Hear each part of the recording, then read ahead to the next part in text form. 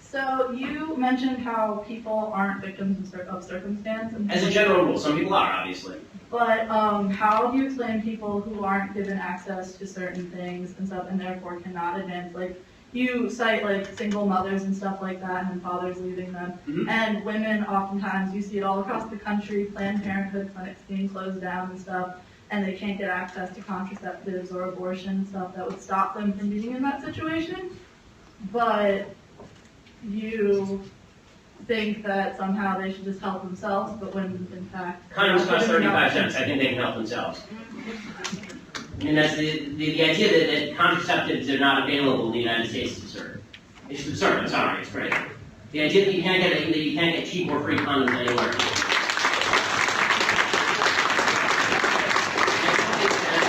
I don't think that killing babies is the solution to you making bad sexual decisions. End of story. I mean, I don't see why, the unsuccessful decision that you made was the decision to have sex out of wedlock and then get pregnant out of wedlock. That decision is not alleviated by killing the product. So, since you're going to say mothers are forced to be parents, should you then also incite like laws or something like that, since you're going to force these women to be parents, that force men to be fathers? Well, and there already are. It's called paternity They're tests. not fathers because they walk out and leave their kids, and then you have this, as you cite. Yes, absolutely, I'm in favor of that. It's called marriage, and the left undermined it. It was awesome. The system of marriage was the greatest boon to women of all time. And then feminism came along and said women need men like fish need a bicycle. And it turns out that women need men like women need men. That's because we live in a society that's set up so women can't get as far as men. No, it's because God created rules. So women should just, say suck it and have a child, suck it up and have a child? Well, if you get pregnant, yes, because you don't get to kill things just because it's in your uterus. It's my body. How about you just stay out of it? How about it's dating and you don't get to kill it because it's in there? So much about how... I don't care about your appendix.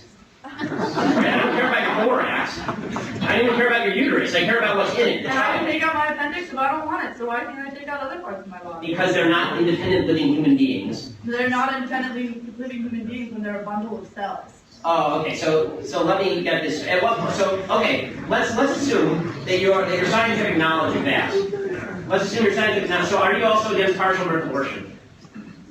I think I don't understand why people would have I'm not. At what point does that bundle of cells become a human being in your view? Sorry. No, really. I mean, this is. I just need to calm down for a second. Sorry, did I trigger you? Do you want to go to another question?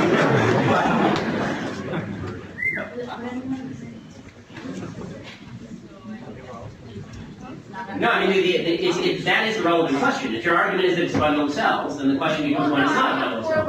Unless it's a threat to the mother, they form maternal abortion, it shouldn't happen. But if it's a threat to the mother's health or the mother, I don't see why he would force a living human being to give birth to that. Because it's another living human being. So you're going to kill the mother to save the baby? And no, hold on.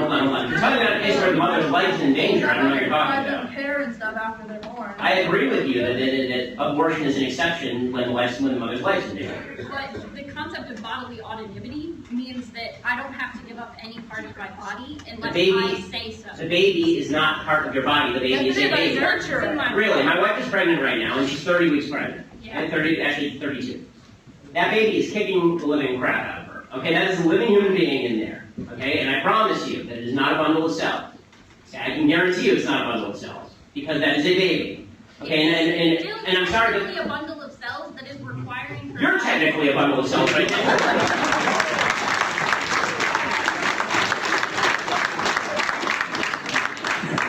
You can say no. That is the concept of bodily autonomy. The entire concept of why we Okay, so we have other questions that need to be asked. You have 10 minutes. We got all down this, but here's the final point. Abortion is a very simple issue.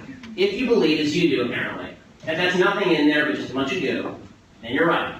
If you believe in something called science, that is more than a bundle of goo, then you do not get to kill it just because it's convenient to you. And let me tell you something. No, science definitely dictates that a fetus, until it can leave the womb and be technically viable, is a bundle of cells inside a person. Okay, so if you can only live on life support, you're not a person?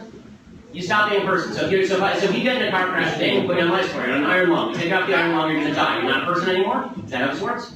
if my brain is no longer functioning. No, if your brain is functioning, but you can't breathe on your own. Then I'm still technically viable. Brain function. No, you're not, because the machine is keeping you alive. Look, again, the bottom line is this. If you are defining whether something is a life or not based on your own convenience, that is the nature of evil. Okay, defining what a human being or not, whether something is a human being or not, based on whether you want it or not, is nasty. You manipulate science to enhance your own. You're the one manipulating science. You're the one suggesting that it's like snot. Okay, it's not like mental illness, when in fact the DSM-5, which is the definitive psychological examples of mental illness, has declassified it. The DSM is highly politicized and has been for decades. And it was until 2 years ago, it was classified as gender identity disorder of mental illness. Okay, we can move on to questions. Yeah, because you just don't like what we're saying. No, see, the difference is I let you talk. No, what's funny is you actually know my father, but you had the same conversations with him, and you shut him down too.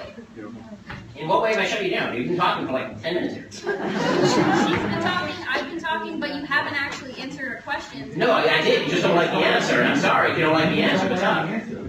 Oh no, I understand your answer, but... How about you let other people talk?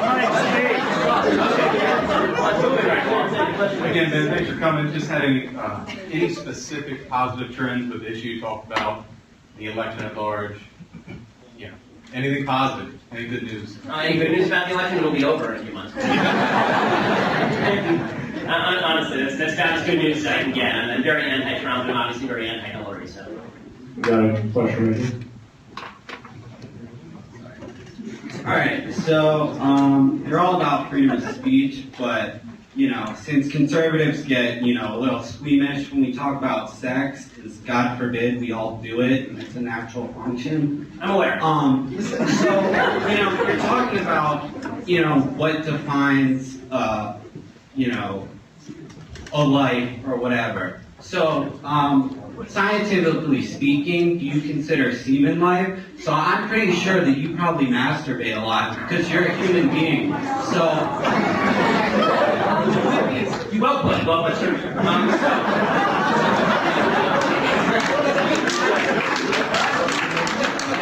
I believe, as do most people who feel this way about abortion, that life begins at conception. And sperm meets egg, and the child is conceived. That's when life begins.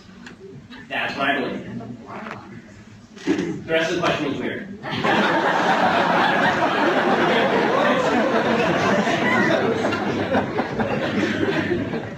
United States. The North has a very flattering view of itself. I mean, if you look at actually living patterns and where demographics live, the fact is, like Boston, is significantly more segregated than most parts of Mississippi. But sorry, go ahead. So your question was? My question is that they were enslaved and they're still. Yes, of course. Still is the question, right? So I've never denied, and I would never deny, because it would be idiotic, that blacks have been historically discriminated against in America in an unbelievable way, from slavery to Jim Crow. Of course, that's true. Jim Crow was ended in the 1960s. The Civil Rights Act was passed in 1964. Last time I checked the calendar, it's now 2016. So it's been quite a while. And the fact is that the poverty rate in the black community was alleviating much more quickly before the rise of the Great Society, during Jim Crow actually, than it has since then. To take another example, as I said, the single greatest indicator of intergenerational poverty is single motherhood. The increased rate of single motherhood is certainly not due to discrimination. And the proof of that is that during Jim Crow, the actual single motherhood rate in the black community was 20%. Today it's in excess of 70%. What happened? Are people more racist now than they were back in 1960? Of course not. So you have to look to other factors for why people are behaving the way they are.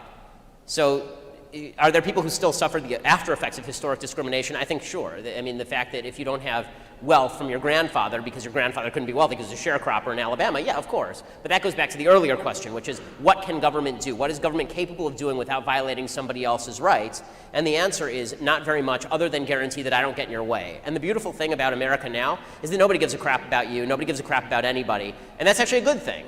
Like, I don't think that I don't spend my nights trying to determine how I can keep people down.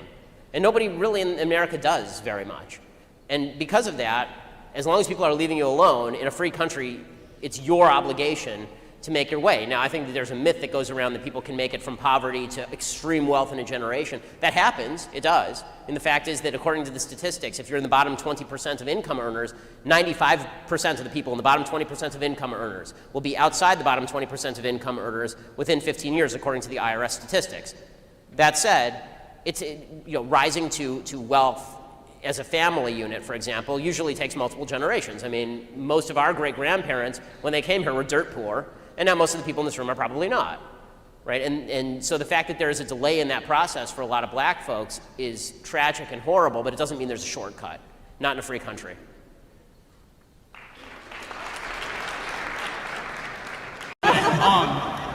My question about your statistics on rape culture, don't you think that maybe a lot of women who experience this don't want to come forward? If you don't mind me giving you an example, you're Jewish, so you know Long Island, New York. There was a case in Long Island, New York, where there was a pediatrician who, no, seriously, there's a, No, I'm waiting to hear the case. Not everyone in Long Island is Jewish.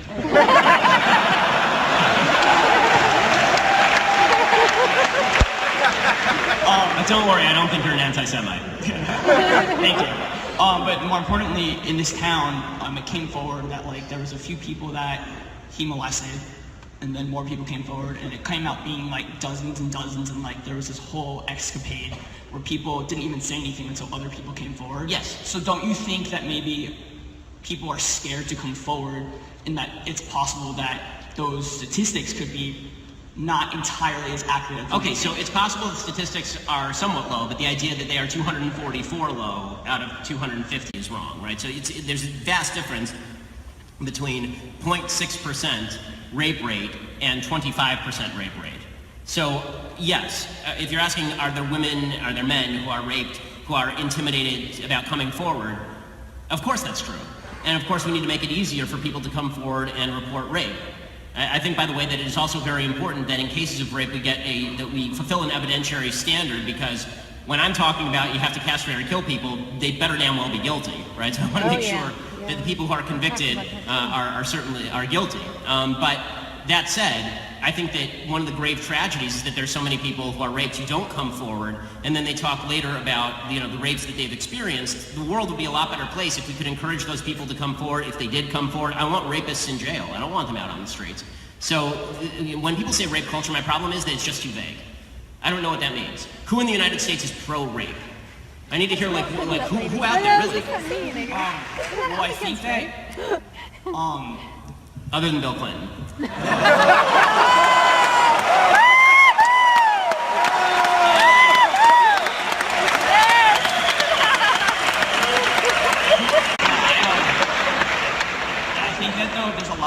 Wouldn't you say though that, we're on college campus, I see a lot when I'm out, guys taking advantage of girls. I don't think they're thinking, let me go rape this girl, but couldn't you say that there's a very close narrative between... I think there's an irresponsibility culture. I'm not sure that there's a rape culture. Okay. And what I mean by that is that, what you're talking about, first of all, if there is a culture, again, I don't know who's out there saying rape is good, but I think there are people out there saying that getting drunk and having sex with random people is good.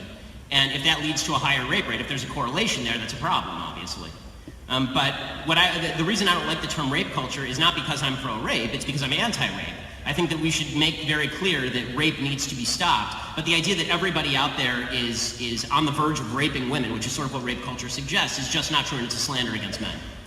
Thank you very much. Woo! Yeah.